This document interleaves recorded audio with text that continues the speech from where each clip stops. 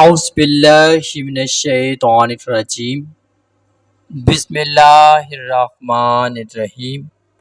اللہم صلی علی سیدنا مولانا محمد وعلی آل سیدنا مولانا محمد وبارک وسلم وصلو علیہ۔ اللہ کریم کے مقدس اور بابرکت نام سے شروع جو بڑا مہربان نہایت رحم والا ہے۔ تمام تعریفوں کا مالک، تمام قوتوں کا مالک، تمام حکمتوں کا مالک، تمام بادشاہت کا مالک، دعا ہے اس کریم ذات سے ہم سب کی حاضری اپنی بارگاہ میں قبول و منظور فرمائے۔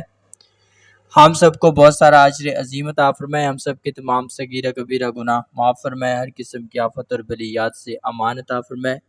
رب کریم اپنے حبیب کی محبت اور چاہت کے صدقے ہم سب کا خاتمہ ایمان بالخیر فرمائے، دین احمد مجتبی محمد مصطفیٰ صلی اللہ علیہ وآلہ وسلم کے ساتھ سچی اور پکی محبت اور چاہت عطا فرمائے۔ رب کریم اپنے پیاروں کی محبت اور چاہت کے صدقے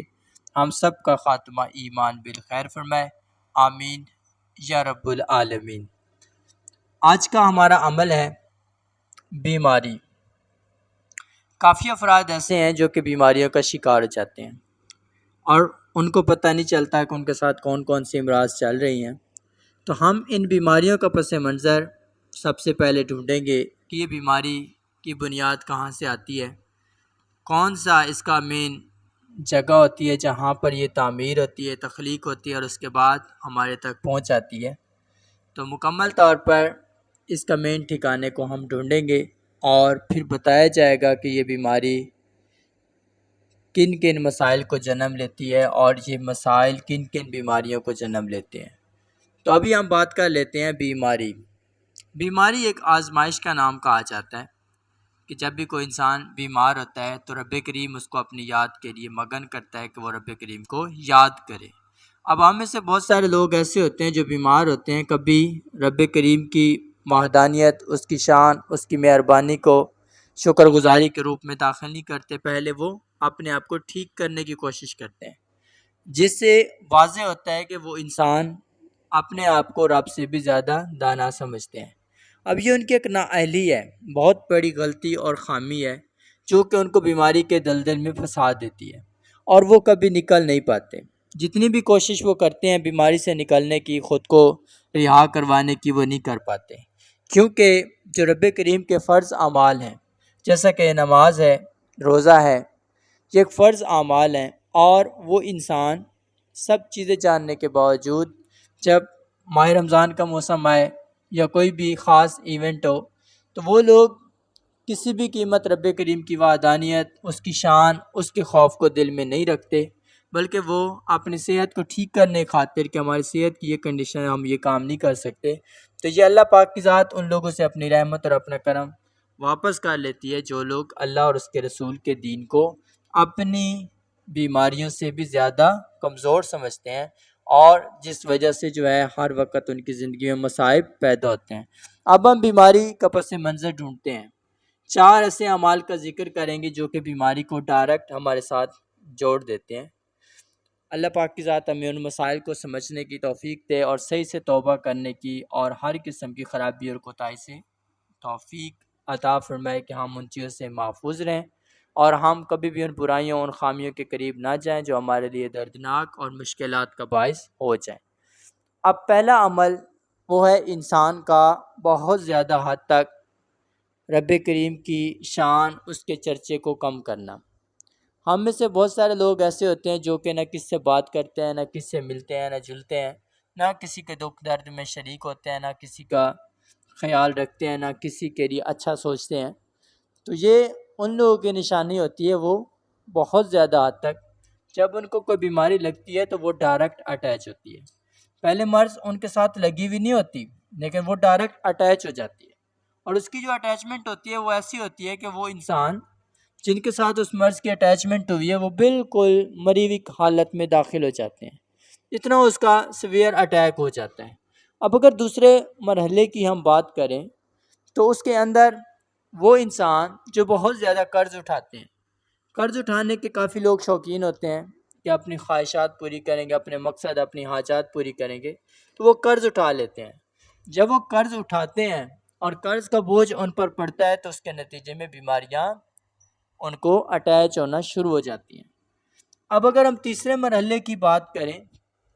اس کے اندر آتا ہے کہ انسان کا بہت زیادہ بدتمیز ہونا، بدتمیز اور بد تہذیب،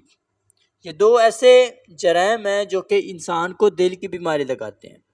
اور یہ ایک بہت خطرناک بیماری ہوتی ہے۔ اب اس میں وہ محبت کی بیماری بھی لگ سکتی ہے کہ انسان کو چین نہ آئے، اس انسان کو ذاتی ہارٹ کا پرابلم بھی ہو سکتا ہے، مختلف مسائل پیدا ہو جاتے ہیں، لیکن اس کا تعلق انسان کی ذاتی روح کے ساتھ ہے کہ جس میں انسان کو کبھی بھی چین حاصل نہ ہو سکے۔ اب اس چیز کا بھی ہم نے جان لیا، اب ہم آخری اگر بات کریں آخری پوائنٹ کی، تو وہ ہے انسان کا بہت زیادہ رب کریم کے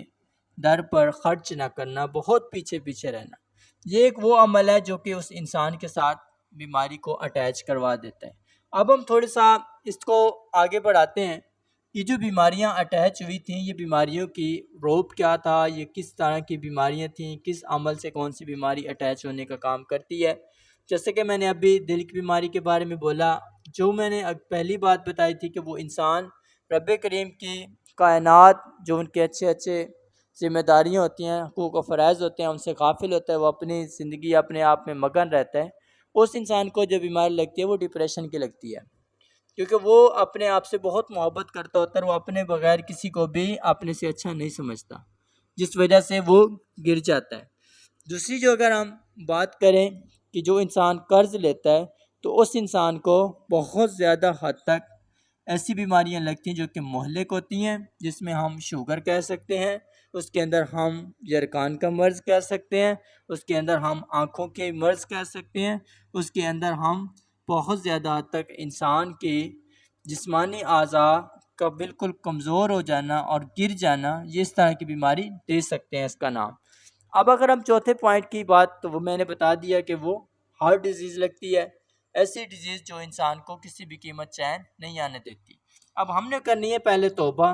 کہ یہ ہم سے غلطی ہوئی، یہ ہم سے خامی ہوئی، ہم نے یہ 4 غلطیاں اپنے اندر سٹور کی جس وجہ سے اللہ اور اس کے رسول کی رحمت سے ہم دور رہے، اور آفات اور گردشیں ہمارے گھر پر داخل ہو گئیں اور ہم ان کو روکنے میں نااہل بن چکے،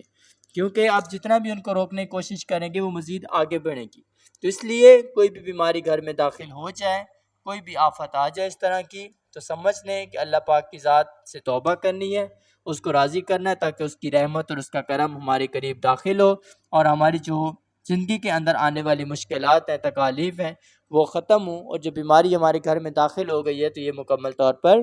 ختم ہو جائے، اس کا کوئی واپسی کا راستہ نہ بچے۔ اب یہ چیز ہم نے سمجھ لی، اب ہم اس کے توبہ کے طریقے کی بات کرتے ہیں کہ کس طریقے سے آپ نے توبہ کرنی ہے۔ توبہ انسان جتنی بھی کرے گا اتنا اللہ کا خوف اس کے دل میں بڑھے گا، اور توبہ ہی ایک واحد عمل ہے جو کہ انسان کو نا امید یا بے سہارا نہیں ہونے دیتا، اور جتنے لوگ اس توبہ والے عمل سے دور رہتے ہیں وہ بے سہارا بھی ہوتے ہیں، نا امید بھی ہوتے ہیں، تنہا بھی محسوس کرتے ہیں خود کو، اور دکھوں کی زندگی بھی بسر کرتے ہیں۔ تو جو ہر وقت توبہ کرتے رہتے ہیں وہ اللہ کے خوف میں مبتلا رہتے ہیں، اور اس کی وجہ سے ان لوگوں کے اوپر کوئی ایسی مرض، کوئی ایسی تکلیف نہیں پیدا ہوتی کہ جو ان کے دل دماغ کو رب کریم کے خوف سے دور کر دے اور اپنے خوف میں مبتلا کر دے۔ تو آپ اس عمل کی بات کر لیتے ہیں۔ نماز عشاء ادا کریں گے، اس کے بعد 2 رکعت نماز نفل توبہ پڑھیں گے۔ 2 رکعت نماز نفل توبہ ادا کرنے کے بعد آپ نے مکمل 10 منٹ بیٹھ کر مسلسل آپ نے سورۃ اخلاص پڑھنی ہے،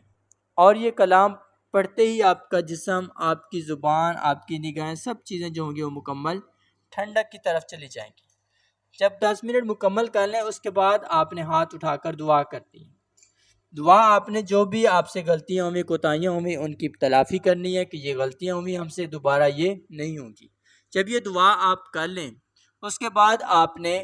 10 منٹ بیٹھ کر مسلسل بسم اللہ الرحمن الرحیم یا ذو الجلال والاکرام، یہ کلام آپ نے 10 منٹ پڑھنا ہے۔ پڑھنے کے بعد آپ نے دعا کرنی ہے۔ اس دعا میں جو آپ کو چاہیے، جو آپ کی طلب ہے، جو آپ کی منطق ہے، وہ آپ نے اس دعا کے اندر مانگنی ہے۔ جب یہ مکمل مانگ لیں اس کے بعد آپ نے سجدے میں سر رکھنا ہے، اور آپ نے وہاں پر 2 منٹ مسلسل آپ نے درود ابراہیمی پڑھنا ہے، اور سرکار کی بارگاہ کے اندر کلام کا ہدیہ پیش کرنا ہے، اور اپنے حق میں خاص دعا کر لینی ہے۔ اللہ پاک کی رحمت اور اس کا کرم ہو جائے گا۔ 3 دن بھی یہ عمل کر سکتے ہیں، جزاک اللہ خیر.